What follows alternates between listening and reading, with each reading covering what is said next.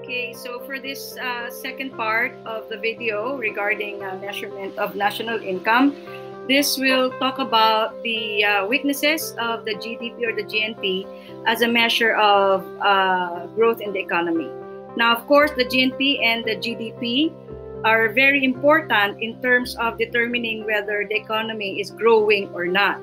But in terms of real growth and development, there are a lot of studies that says that GDP and GNP, there are a lot to be desired when using these values.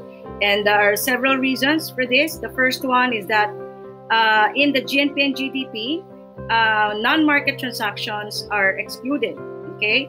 Meaning those transactions that are not actually in the formal market are not accounted for.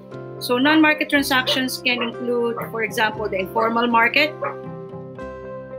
yung mga magtitinda natin sa streets, mga nagtitinda na hindi naman naka-register or hindi nagbabayad ng tax, they are not included in the computation. Hindi rin kasama yung mga sweldo ng mga yaya na hindi naman o mga kasambahay na hindi natin i-declare at hindi natin pinagbabayad ng tax.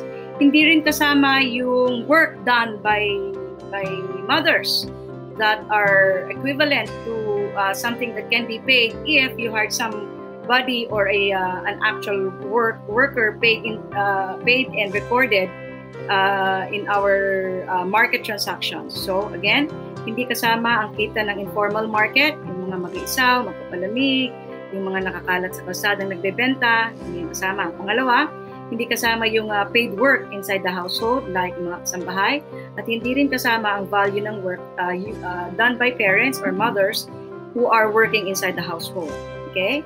Another failure of the GNP and GDP apparently is to account or represent the degree of income inequality in the country. You might have a very high level of income, but that income, especially when you use per capita or the income divided by the population, it is assumed as if everybody is earning the same level of income in the economy, when in fact it is not. There is a lot of income inequality that occurs in any nation. For example, one individual would be earning 1 million pesos, but somebody will earn lang, let's say, 1,000 in a week. So therefore, the income inequality is not accounted for in the GNP and GDP. Next next reason why this measure is not a good way to really see the development in a nation is the failure to indicate whether the nation's rate of growth is sustainable or not.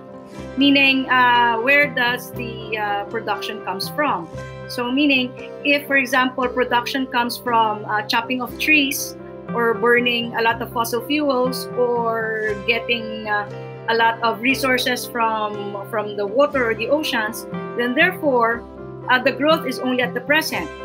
Once we are in the very, very near future and there are no more trees or the natural resources are depleted, then therefore the growth will not be sustainable in the long run. Next is the failure to account for costs imposed on human health and the environment and negative externalities. Now, that is also connected with sustainability. So if we keep on producing at the rate we're doing right now without looking for other forms of production that are more sustainable besides the use of fossil fuels, then the growth in the economy will not be sustained in the long run. Then another one is treating the replacement of depreciated capital the same way as creating new capital. Meaning depreciation is just assumed and sometimes given a certain value without really taking consideration of the fact that this depreciated capital replacement of this depreciated capital can cost a lot more.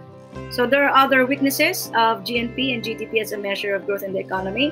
One other thing is that there are countries, like for example the United States, very high in income, and yet it does not account that in the United States there's a high rate of crime per capita. So that means you might be very, very developed, but the rate of or the incidence of crime is also very high. If you can think of other means of other